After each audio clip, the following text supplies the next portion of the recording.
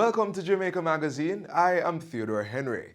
This week we have an interesting show just for you as we take you on a journey upstream to learn a bit more about one of the island's largest wetland areas. But before we get to all that, we'll be discussing matters relating to public safety and public order. You don't want to miss a minute, so stay tuned. Keep we island clean, so clean. From the peaks to the beach, so clean. No dirty up Jamaica, please don't do it. Keep we island clean, so clean. From the peaks to the beach, so clean. No dirty up Jamaica, please don't do it. No dash, no paper, no dash, no plastic. Dispose your garbage responsibly. No know how to recycle, learn it quick. And if you drop it, better pick up every piece of it. Plastics last forever, don't forget the bits. Cause when them touch the street, them end up in the sea. Collect pan the reef where they fish them feed. And when you want seafood, I eat your Keep we eat. island clean, so clean. From the peaks to the beach, so clean. No dirty up Jamaica, please don't do it. No dirty up Jamaica, no dirty up Jamaica, no dirty up Jamaica, no dirty up Jamaica. Citizen safety is important, especially on our roadways. Today we are joined by Superintendent of Police Gary McKenzie as he discusses the measures being implemented to help curb indiscipline on our roadways.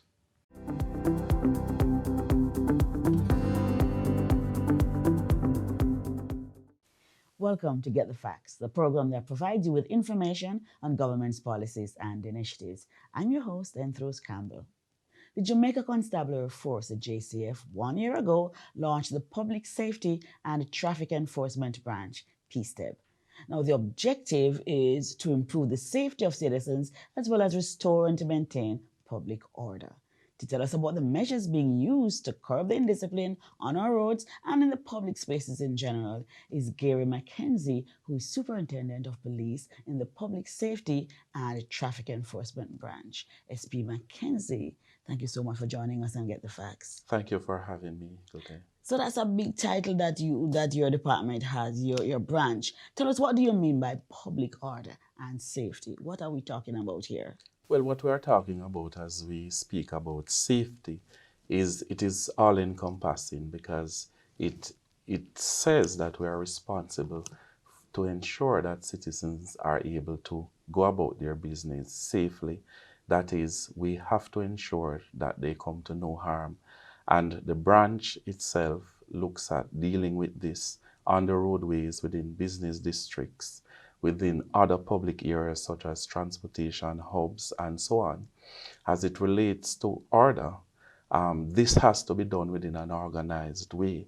And so in terms of managing traffic flow, in terms of ensuring that their citizens come to no harm whilst they do their business, that is what we are about. Excellent. So tell me about some of the measures that you use to achieve order and safety. Well, certainly enforcement plays a big role, but even before we do that, ensuring that we are out there being visible, putting on this management posture and ensuring that persons recognize what we are about is very important. Mm-hmm. And this, of course, increase the confidence that the public will have as it relates to how we police.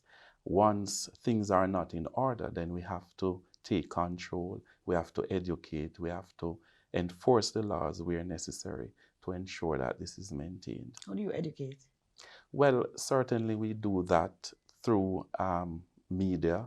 We do that through collaboration with other entities. We have our road safety unit that goes within schools. We also go within communities. Of course, we collaborate with other geographic entities or widely publicized meetings, stakeholder meetings, and so on. So we educate persons through those media. What are some of the violations that pedestrians, people general in open spaces and on the road, what are some of the violations that people can be ticketed for? Well, as it relates to pedestrians, we really can't take any law enforcement action in terms of issuance of tickets. But what we find is that we have quite a few accidents involving pedestrians because of lack of proper usage on our roads. meaning that they sometimes cross at corners in front and behind large vehicles. And so education is key in terms of ensuring that our pedestrians understand how to use the road safely. There are other breaches committed by drivers of motor vehicles in, in that they fail to observe and stop at pedestrian crossings. Some are very discourteous, and so where they commit breaches, we prosecute. For example, if they fail to observe and stop at a pedestrian crossing, that is an offense, and we deal with that. But our vigilance and enforcement helps to ensure that persons are able to safely use our thoroughfare. Yes, yes. When PSEB was launched last August, it was National Security Minister Dr. Horace Chang said that you had a few roles that he wanted you to zero in, such as limiting access to roadways of criminals, also to cut down road accidents and track the threat of criminals. How is that going? How do you grade yourself on those Well, I think that we areas? have had a substantial effect, certainly within the Kingston and region. We have been able to occupy our main supply routes, and by virtue of our presence, and when we speak about presence, we speak of active presence. So our vehicular checkpoints, our patrol of the areas, our checking of documents and licenses, running it through our police emergency to check for warrants, to check if these persons are wanted, have allowed us to deter the movement of criminals. We continue to do that. Of course, it is very important to note that at PSTEB, there are a number of strategies that we use, and that, of course, includes our motorcycle patrols, that we deal with traffic management, interception of vehicles. We also have our foot patrols within the public spaces, such as the business districts. We have our highway safety patrols, and we have our bicycle patrols as well to go in and out. You still have of bicycle those. patrols? I'm not seeing those. We do. Yes. And so we continue to use those methodologies to support and assist within our very tight areas in terms of where the public traverse. You did say something about major supply routes? What are Right. those? Well, those routes are really our main arterial roads where we have commercial activities, we have the movement of buses and so on. So these routes are very important to us as a country because, they traffic vehicles that carry supplies in and out of the corporate area and across the country. Criminals like to use speed to move about and so on. So we slow them down this way, and we continue to use other strategies to ensure that persons are safe. Okay, unruly drivers, illegal taxi drivers, illegal stopping, illegal starting. What methods are you using to address these issues? Well, there are a multiplicity of methods that we use. One is that our presence out there deters some of them. We also enforce. We have to, of course, send the message across through education. But I want to say that in recent times, we have been getting some very good help from the public in terms of taking photos of some of these persons, because you know that as much as we like, we can't be on every street. But certainly it gives us the ability to be proactive as well. So the areas that we know that those offenses, there is a greater probability of them occurring there, then it assists us in informing us as to where we ought to place persons and so on. We try to be fluid, and we try to ensure that we listen to citizens. So we are always grateful of the feedback, of the suggestions, and we listen to those and we act as well. Right. How can we give you feedback? Where do we send the feedback? Where do we call? Well, the feedback can come through police emergency. It can also come to PSTEB headquarters at 928-1162. It can also go through the media houses. They have our contacts and they will get those messages to us. Excellent, excellent. We take a break now and continue with a focus on the capacity of PSTEB to carry out its duties. Stay with us.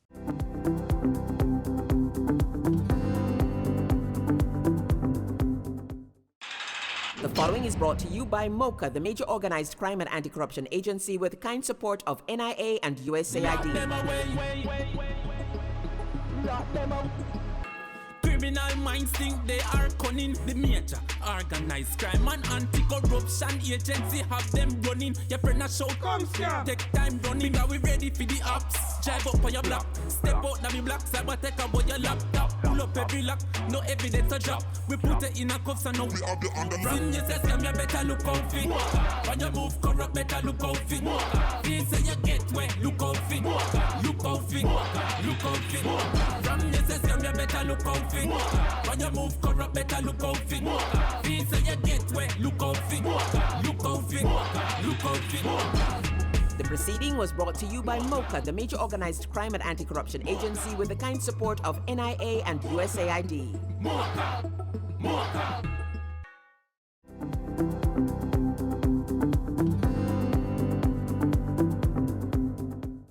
Welcome back to Get the Facts. We continue our discussion with Superintendent of Police Gary McKenzie of the Public Safety Anti-Traffic Enforcement Branch, PSTEB. Thank you for staying with us.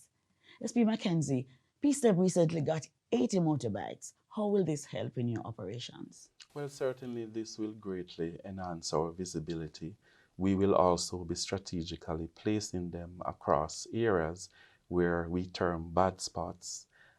These are areas where we have had fatal accidents occurring.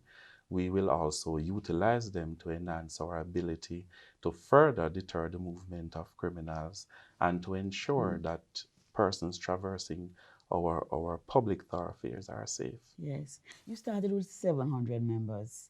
How is that? How effective is that? And do you need more persons? And will you get more persons? Well, we ensure that whatever numbers we have, we utilize them effectively.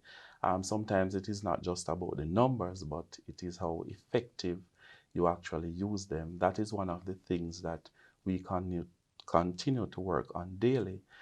As you are aware, there are a number of areas, there are a number of issues that we have to deal with.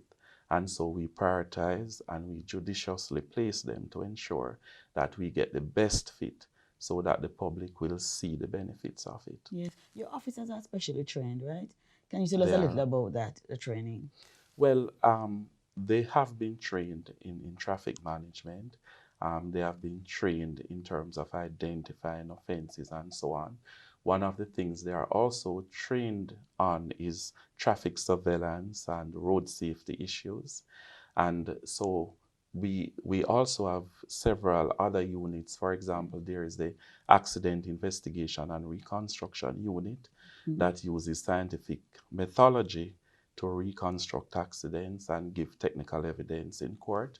We have the breathalyzer unit, we have the road safety unit, we have also our data and traffic ticketing department. So all of that come together, plus the officers who are out there on the streets doing highway patrols, motorcycle patrols, bicycle patrols, and so on. So it is pretty much a comprehensive branch. Yes. As you talk about ticketing, there is complaints sometimes I get a ticket and I go to court. I didn't go to pay at the tax office, but I go to court. And when I go to court, the cost on the ticket is a lot more than it was initially. What would be the reason for that? Well, when one gets a ticket, there's an option to pay or go to court. There is a set fine when a traffic ticket is issued. Once you get to court, that is handled by the judge. And from what I know, there is a range in terms of what can be charged and so on. So that's where the difference is. Right. So if you don't pay the ticket at the tax office and you go to court, you should be paying the same amount if you're found guilty. Well, that of course is determined by By the the judge. As judge. I say, there's a range in Okay. terms of the fines, Yes. high and the low, Yes. depending Yes. on what the discussion Yes. is Yes. at the court. Then that decision is made by the judge. Yes. Yes. Let's talk a little bit more about public safety and PSEB's initiatives. Well, certainly PSTEB, as was said earlier, Yes. is a branch that deals with public safety and, of course, public order. And so when we talk about public safety, the branch has a wide reach. It started out within the corporate area, but it is seeking to expand across the entire country. And of course, we have to ensure that persons are not only safe in terms of moving from one place to another, but there are also issues of ensuring that they come to no harm. And so our highway patrol, it is one of our versatile patrols because it deals with high visibility, ensuring that persons are confident that the police is there and they are able to access them, but also to prevent and detect criminal activity, as also to ensure that there are no blockage or where the road traffic laws are breached, actions are taken. So we are responsible for that. On the other hand, the issue of public order, especially within our townships and business districts, vendor management is one aspect. We have to work along with other agencies to see, to actually look after infrastructure building. When you look, for example, at Halfway Tree in terms of accommodating the number of taxis and buses and so on, we have to plan and move ahead to ensure that as we go along, there's this organization that will help us to see an orderly society. It is a difficult job, isn't it? Well, it is. Tell me, how do you see your branch, the JCF and PSTEB, how do you see your role in helping Jamaica to maintain an orderly society, thus fostering an environment for growth? Well, it is a very important entity. In fact, we would regard it as the flagship as it relates to interfacing with the public and actually giving the public the confidence that the police is out there. When you look at their dress and so on, they are bright, they are out there, they are expected to be seen, they are expected to be active, and when they do so in a professional manner, the results are evident. As we speak, persons are really very happy about how we have demonstrated professionalism and effectiveness, especially with the back to school and so on.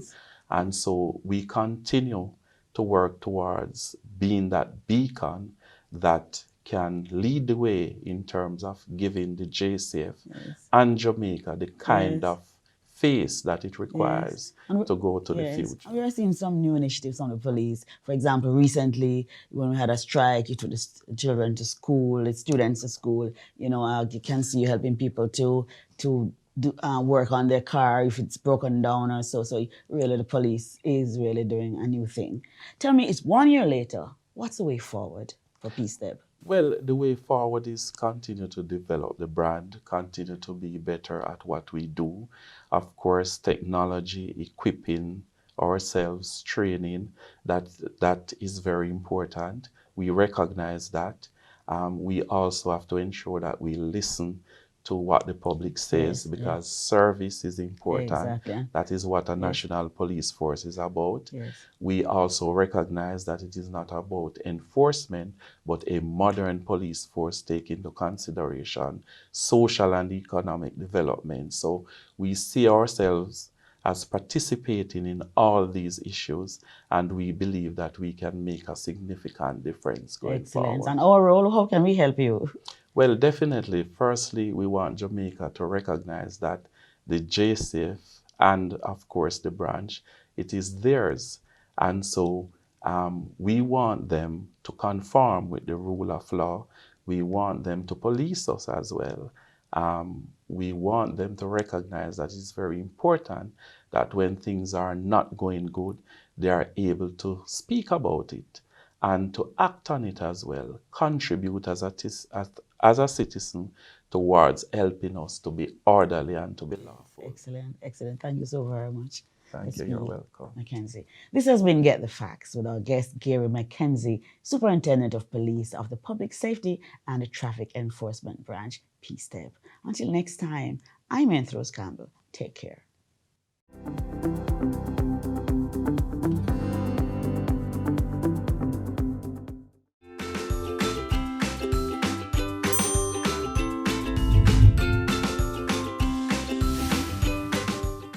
Riddle me this, riddle me that, guess me this riddle, or perhaps not. I am the largest freshwater wetland ecosystem in Jamaica. I am home to hundreds of crocodiles and several different species of birds. Who am I? Find out the answer next. The Black River Morass is actually the largest wetland area in Jamaica. The upper morass was used for planting rice some years ago. That has ceased, and as a result, we have lost that area. But the lower morass is still here, and it provides not just a safari boat tour, but shrimping, fishing, and there's a lot of bird life still in the lower morass. It has been declared a wetland of international importance, a Ramsar site.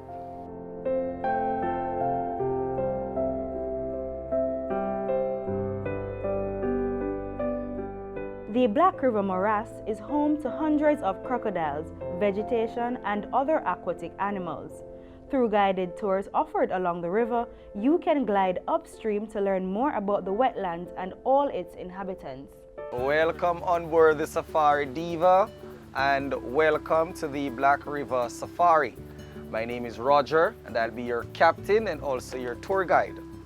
Our trip will take us approximately 4 kilometers upstream, during which I'll show you some birds, wetland vegetation, and some of our very friendly crocodiles. Presently, we're on the Black River, and this is Jamaica's longest navigable river. It is 44 miles long, about 70 kilometers. Well, surrounding us, we have over 21,000 acres of swamp, and this is the largest wetlands in the Caribbean. It is also home for over 65 different species of birds. 17 years ago, it was estimated there was a little bit over 100 crocodiles living within the area. And since then, their number have increased as they are on the endangered species list. They were once hunted for their skin to make a nice shoes or a good handbag. They are protected. No hunting of crocodiles in Jamaica. Well, they are part of our heritage. They're on our coat of arms with the crocodiles at the top, Indians at the side. Unlike what we may believe in Jamaica, our crocodile here, Crocodilus acutus, is one of the most docile of the crocodilian species. The thing about it is that they help to cull the fish population, the animals, the fish that are diseased or the fish that are dead, they will eat them and so on. So that it's well worth having those crocodiles here within our wetland areas. These birds you are looking at, they are called egret, commonly known as galling. The reason for the birds to nest in this location, behind us, this is our local fish market. So once those small boat comes from sea, they'll have some food to get. In the river, we can catch big fish like tarpon. Those can get up to 200 pounds. And snook, which is a very good eating fish, can get up to 50 pounds. And the African perch, mullet, snapper, several different types. It's very good for fishing. So by the shallow edge of the river, it is also the main habitat for our freshwater shrimp. This little device I have here, this is called a shrimp trap. It is made from the bamboo plant. We'll use for bait roasted coconut, oranges, or even a piece of chicken. Now once the shrimp goes in, it's difficult for them to go out. The conical shape helps to keep them in. So we'll just hold it and twist it. It opens up so we can shake them out. It's actually very simple, but it is effective. The design came from West Africa over 200 years ago, and it is still used today. The vegetation or trees, they are called mangrove, which we have two types of mangroves tree, white and red. White mangrove, small leaves, and they are brighter in color. Red mangrove have much bigger leaves and also have those aerial root that goes into the water. It takes up all the minerals and nutrients for the tree. This section of the river we're entering, we call here Mangrove Avenue, as it forms a canopy similar to our Bamboo Avenue. These are all red mangrove trees, the ones that have the roots going into the water. In the early 1900s, the bark or skin of red mangrove was used for making a type of dye which we call tannin. Did you know that the water in the Black River is actually clear? The river got its name due to the dark shade created by the presence of peat soil on the riverbed. Peat soil, which is at the bed of the river, that is giving off the dark reflection. It also have its advantage and its disadvantage. The advantage, whenever time we have heavy rainfall or during hurricane, the soil, it acts as a sponge which absorbs the excess water. So we have no flooding activity within the area. However, when the water level gets too low, the peat soil, it gives off the methane gas, and with the help of sunlight it will ignite. There are many different types of wetlands. In Jamaica, the most common wetlands are coastal mangroves, morasses, lakes, and ponds. For more information on the Black River Morass and all the other wetland areas in Jamaica, visit the National Environment and Planning Agency's website at www.nepa.gov.jm.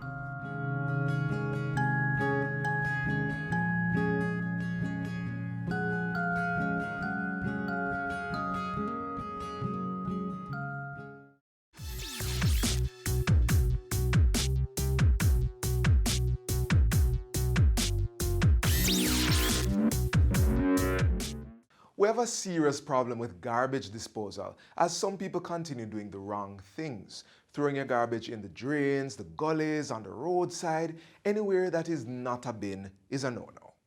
The National Solid Waste Management Authority is calling on all of us to help identify these people who continue to dirty up Jamaica. What we are up against is a culture of nastiness that we are trying to fix. And no matter what we do at the NSWMA, unless we get the buy-in of the people on the ground, our work will come to naught. Because we can't put an enforcement officer everywhere. We can't have one of our operatives standing up at every corner. So we need to get the information, and if we can get it in real time, a little camera thing and a little, video, a little photograph, it helps us to identify the culprits. Do your part, not dirty up Jamaica. And let us all work to make this island the place of choice to live, work, raise families, and do business.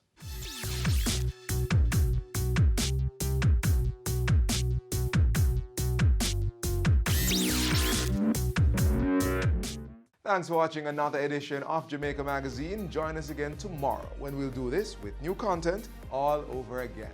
Send your feedback on today's show to Jamaica Magazine at jis.gov.jm. Also, follow us on our social media pages, download our app on your Apple and Android devices, and you can also visit our website at jis.gov.jm for more information. On behalf of the entire production crew, I am Theodore Henry. Thanks for watching.